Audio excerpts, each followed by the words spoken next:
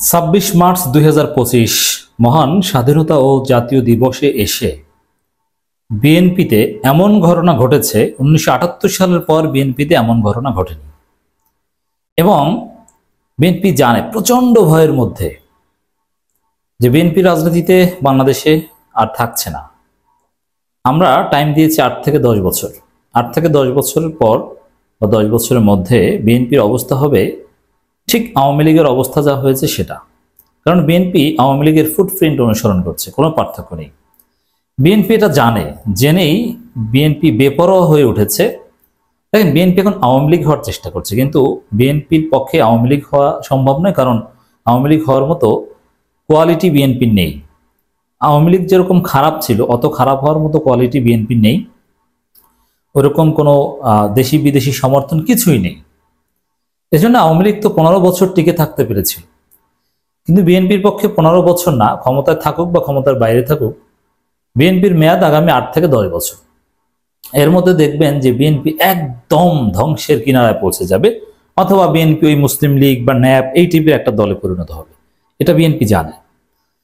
যার ফলে কেন বিএনপির এই অবস্থা হবে, কি নজিরবিহীন ঘটনা। দেখেন, বিএনপি প্রতিষ্ঠা হওয়ার পর থেকে মুক্তিযুদ্ধের ভারতীয় বয়ান বিএনপি কখনো গ্রহণ করেনি। 2024 সালেও মুক্তিযুদ্ধের ভারতীয় বয়ান গ্রহণ করেনি, 2025 সালে এসে করেছে। কারণ হ্যাঁ, বিএনপি দীর্ঘদিন যাবৎ ভারতের ফাঁদে আটকা আছে। ভারতকে খুশি করতে আওয়ামী লীগের বিরুদ্ধে জোরালো কোনো আন্দোলন করেনি। বিএনপি ভেবেছিল যে ভারত একটা বন্দোবস্ত করে প্রথমে তাদেরকে বিরোধী দল বানাবে, তারপরে ক্ষমতায় এনে দেবে। এই জন্য জামাতকে এড়িয়ে চলেছে বা কোনো কার্যকর আন্দোলন বিএনপি করেনি আওয়ামী লীগের বিরুদ্ধে। কিন্তু মুক্তিযুদ্ধে ভারতীয় বয়ান কিন্তু জিয়াউর রহমান খালেদা জিয়াকে লাথি মেরে ভারতীয় বয়ান কখনো বিএনপি গ্রহণ করেনি। 2025 সালে এসে গ্রহণ করেছে। তারা জামাতকে স্বাধীনতা বিরোধী বলে খোঁটা দেয়, যেটা বিএনপি অতীতে কখনো দেয়নি। শুধু এটা না, সবচাইতে সিগনিফিকেন্ট ঘটনা এই 26শে মার্চ এসে যেটা আমরা দেখলাম, বিএনপি আমাদের 24-এর গণবিপ্লবকে অস্বীকার করার চেষ্টা করছে। 71 দিয়ে 24কে ধামাচাপা দেওয়ার চেষ্টা করছে বিএনপি। এটাই হবে বিএনপি ধ্বংসের মূল কারণ। এর কারণেই বিএনপি রাজনীতি থাকবে না। কারণ বিএনপি দেখছে যে আসলে 24-এ তাদের ওই রকম কিছু নেই, আর পুরনো বন্দোবস্ত ধরে না রাখতে পারলে তাহলে বিএনপি তো মানুষ এমনিতেই করবে না। তার চাইতে বরং দেখি 71 দিয়ে বিএনপি 24কে ধামাচাপা দিয়ে আমরা টিকতে পারি কিনা, আওয়ামী লীগের শূন্যস্থানটা আমরা পূরণ করতে পারি কিনা। কিন্তু সেটা সম্ভব হবে না, বিএনপি ধ্বংস হবে। দর্শক, মির্জা ফখরুলের বক্তব্য, তিনি একটা সাক্ষাৎকারে এই বক্তব্য দিয়েছেন। যারা বলে 71 ও 24 সমান, তারা মুক্তিযুদ্ধ করেনি। দেখেন, 71 ও 24 সমান এ কথা কেউ বলেনি। আর মুক্তিযুদ্ধ করেনি মির্জা ফখরুলের বাবা, তিনি ছিলেন রাজাকার। রাজাকার পুত্র মির্জা ফখরুল বলছেন, যারা বলে 71 ও 24 সমান, তারা মুক্তিযুদ্ধ করেনি। হ্যাঁ, এটা তো সঠিক যে 24-এর যোদ্ধারা কেউই মুক্তিযুদ্ধ করেনি। 24-এর যোদ্ধাদের বাপেরও জন্ম হয়নি 71 সালে। 24-এর যোদ্ধারা হচ্ছে এনসিপি করে, তারা জামাত শিবির করে, এবং তারা অনেকে ছাত্র দলও করে। তো তাদের তো 71 সালে জন্ম হয়নি, যে তারা কিভাবে মুক্তিযুদ্ধ করবে। অতএব দর্শক, এটা ঠিক যে 24-এর যোদ্ধারা কেউ 71-এ যুদ্ধ করেনি।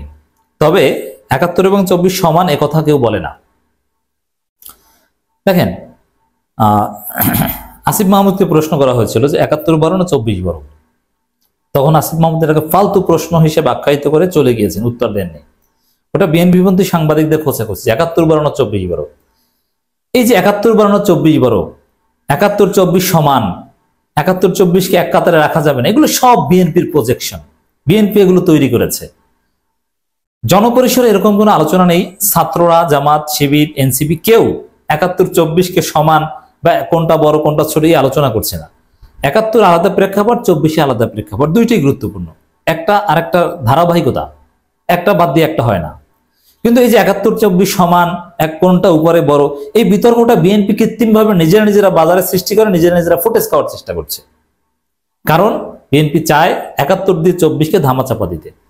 আচ্ছা, মির্জা ফখরুল বলে বলুক না, কে বলেছে যে 71 24 সমান, অথবা কে এই বিতর্ক এনেছে যে 71 বড় না 24 বিতর্ক? এই ফালতু কথা কেউ বলেছে?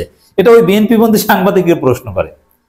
আসিফ মাহমুদ, নাহিদ, মাহফুজ, হাসনাত, শারজিস, সাদিক কায়েম কেউ বলেছে 71-24 কোনটা বড়, এগুলো নিয়ে কোনো বিতর্ক হয়? সবার কথা এটাই যে 71ও আমাদের, 24ও আমাদের। 71-এর ধারাবাহিকতা হচ্ছে 24, একটার সাথে কন্ট্রাডিকশন নেই কোনো। অথচ বিএনপি একটা আরেকটার সাথে কন্ট্রাডিকশন দেখিয়ে তারা সংবিধানে প্রিএমবেলে 24 যোগ করতে আপত্তি জানিয়ে এসেছে। এখন বলছে যারা বলে 71-24 সমান তারা মুক্তিযুদ্ধ করে। আরে কে বলে? এটা তো আপনাদের নিজেদের সৃষ্টি। আপনারা এটা বাজারে ছেড়ে নিজেরাই এটা বিরোধিতা করে 24কে ধামা চাপা দিতে চান 71 দিয়ে। ধান্দাবাজি কি জনগণকে বোকা মনে করেন? আমরা আছি না ভাই, আমরা লাইন বাই লাইন অক্ষর বাই অক্ষর ধরে বক্তব্য বিশ্লেষণ করি। অতএব জনগণকে বোকা বুঝাতে পারবেন না। মির্জা ফখরুল ইসলাম আলমগীর বাংলাদেশ জাতীয়তাবাদী দলের মহাসচিব, রাজাকার পুত্র, তিনি সমকালের সাথে সাক্ষাৎকারে নানান বিষয়ে কথা বলেছেন। এটা হচ্ছে তার বক্তব্যের একটা দিক। আরেকটা বক্তব্য দিচ্ছে মির্জা আব্বাস, দ্বিতীয় স্বাধীনতা বলে বাংলাদেশে কিছু নেই। এর মানে কি? তারা 24কে অস্বীকার করতে চাচ্ছে। আচ্ছা, দ্বিতীয় স্বাধীনতা বললে তো প্রথম স্বাধীনতা মানা হয়, তাই না? এটা তো বলে না যে 24ই একমাত্র স্বাধীনতা। আমরা বলি দ্বিতীয় স্বাধীনতা, হাসনাত শারজিসরা বলে দ্বিতীয় স্বাধীনতা। এর অর্থ কি দাঁড়ায়? যে 71 আমাদের প্রথম স্বাধীনতা, ওটা বড়, তারপরে 24, তাই না? 24কে তার প্রথম স্বাধীনতা আমরা বলছি না। দ্বিতীয় স্বাধীনতা বলতে কিছু নেই কি? এর অর্থ কি? যে 24কে ভুলিয়ে দিতে চায়। এজন্যই বলছি যে বিএনপি রাজনীতি শেষ। 24কে ভুলে বাংলাদেশে কোনো রাজনীতি থাকবে না। 24কে ধামা চাপা দেওয়ার যে বিএনপি রাজনীতি, এর মেয়াদ 8 থেকে 10 বছর, তারপরে এই রাজনীতি ধ্বংস। ক্লিয়ার? কেন বিএনপি রাজনীতি থাকবে না? তরুণ প্রজন্ম যারা তোমরা বিএনপি করো, আপনারা যারা বিএনপি করেন, আপনাদের অবগতির জন্য জানাচ্ছি ভাই, ভবিষ্যৎ চিন্তা করেন। বিএনপি থাকবে না। 24কে অস্বীকার করে বাংলাদেশে কোনো রাজনীতি থাকবে না। তাদের পরিণতি হবে আওয়ামী লীগ। এভাবে 24কে ধামাচাপা দেওয়ার চেষ্টা করছে বিএনপির বুইরা খাটাসরা, বুইরা ভামরা। এরা বিএনপির তরুণ প্রজন্মকে বঙ্গোপসাগরে ফেলে দেওয়ার বন্দোবস্ত করছে। যেরকম হাসিনা তার লক্ষ লক্ষ সমর্থকদেরকে অনিশ্চয়তার মধ্যে রেখে পালিয়েছে। এখন হাসিনার সমর্থকদের জন্য তো ভারতের বর্ডার খোলা, কিন্তু বিএনপির জন্য ভারতের বর্ডার খোলা থাকবে না। বঙ্গোপসাগরে ঝাঁপ দেওয়া ছাড়া কোনো উপায় থাকবে না। মেয়াদ 8 থেকে 10 বছর। বিএনপি স্থায়ী কমিটির সদস্য মির্জা আব্বাস বলেছেন, জুলাই আগস্টে ছাত্র জনতার আন্দোলনের মাধ্যমে নতুন করে স্বৈরাচারকে তাড়িয়ে স্বাধীনতার নতুন স্বাদ পেয়েছে। অনেকে বলেন দ্বিতীয় স্বাধীনতা। আসলে আজকের স্বাধীনতা দিবস প্রমাণ করে দ্বিতীয় স্বাধীনতা বলে বাংলাদেশে কিছু নেই। ফালতু কথা। অবশ্যই দ্বিতীয় স্বাধীনতা। দ্বিতীয় স্বাধীনতা কোন অর্থে বলে? ভৌগোলিক স্বাধীনতার অর্থে তো বলে না ভাই। ইন্ডিয়ান হেজিমনি থেকে আমরা মুক্তি পেয়েছি, এই অর্থে বলা হয়। তো এখন আপনারা এই দ্বিতীয় স্বাধীনতাকে স্বীকার করছেন, মানে ইন্ডিয়ান হেজিমনিকে আপনারা রক্ষা করার এজেন্ডা বাস্তবায়ন নিয়ে মাঠে নেমেছেন। প্রমাণিত হলো মির্জা আব্বাসের এই বক্তব্যে। তিনি বলেন, যারা বলেন তারা আজকের স্বাধীনতা দিবসকে খাটো করতে চায়, 71-এর স্বাধীনতা তাদের কোনো ভূমিকা ছিল না। হ্যাঁ, এটা ঠিক যে এই দ্বিতীয় স্বাধীনতায় নায়কদের কোনো ভূমিকা 71-এর স্বাধীনতা ছিল না, কারণ তাদের বাপেরও জন্ম হয়নি। এখন অনেকে তো বলতে পারেন যে ভাই, সেই তিতুমিরের বাঁশের কেল্লার আন্দোলনেও আপনার কোনো ভূমিকা ছিল না, 47-এর দেশ বিভাগেও আপনার কোনো ভূমিকা ছিল না, নৌ নবী আমলের মূর্তি পূজা বিরোধী আন্দোলনেও আপনার কোনো ভূমিকা ছিল না। কারণ এইসব কথা বললে তো লাভ নেই। আমাদের জন্মই হয়নি 71-এ, ভাই আমরা ভূমিকা রাখবো কিভাবে? আর আমরা তো 71-কে অস্বীকার করছি না, কারণ 71-কে প্রথম বলছি, এটাকে দ্বিতীয় বলছি। 5 আগস্ট আসুক, দেখবেন যে 5 আগস্ট কিভাবে উদযাপন হয়, কতটা সেলিব্রেট করি আমরা। আমরা একটা অপরটার সাথে কন্ট্রাডিক্টরি করব না, কিন্তু আমরা এই 26শে মার্চ, 16ই ডিসেম্বর উদযাপন করো, 5 আগস্টকেও আমরা উদযাপন করবো। আপনারা তখন কান্না করবেন আওয়ামী লীগের সাথে গলা ধরে, কিছু করার থাকবে না। আমি বলবো তারা যেন এখানে বিরত থাকেন। এই স্বাধীনতা দিবসকে যেন সম্মান জানান এবং সম্মান করেন। এই স্বাধীনতা দিবসকে ভাই সবাই সম্মান করে। আপনার এই ইন্ডিয়ান দালালি করতে এখানে আসা লাগবে না। ফালতু কথা সবক দিচ্ছে এরা, হতাশ, এদের মাথা খারাপ। কি সুরে কথাবার্তা বলছে। সম্মান কে সম্মান করে না ভাই? সম্মানটা করে না কে? আর আপনি এটা দুইটার বিপরীতমুখী ভাবে দাঁড় করাচ্ছেন কেন? মানে বুঝতে পারছেন দর্শক, এরা কতটা হতাশ। জাতীয় নির্বাচন নিয়ে কোনো সংশয় আছে কিনা এমন প্রশ্ন জবাব মির্জা আব্বাস বলেন, এমন প্রধান উপদেষ্টা এবং ডিসেম্বর নির্বাচন হবে, আমরা সেখানে বিশ্বাস রাখতে চাই। এখানে আমরা বিশ্বাসে পরিবর্তন করতে চাই না। কই? মির্জা ফখরুল তো বললেন যে প্রধান উপদেষ্টার কথা অস্পষ্ট, সংশয় আছে। আর মির্জা আব্বাস বলছেন সংশয় নেই। আবার মির্জা আব্বাস বলছেন যে এই সরকারের সংস্কার আমরা মানবো না, আমরা এসে পরিবর্তন করব। এর মানে বিএনপি এখন মাথা খারাপের দলে পরিণত হয়েছে। ক্যান্সার আক্রান্ত, লিভারের সমস্যা, এরকম একটা দলে পরিণত হয়েছে। কথাবার্তার কোনো ঠিক নেই।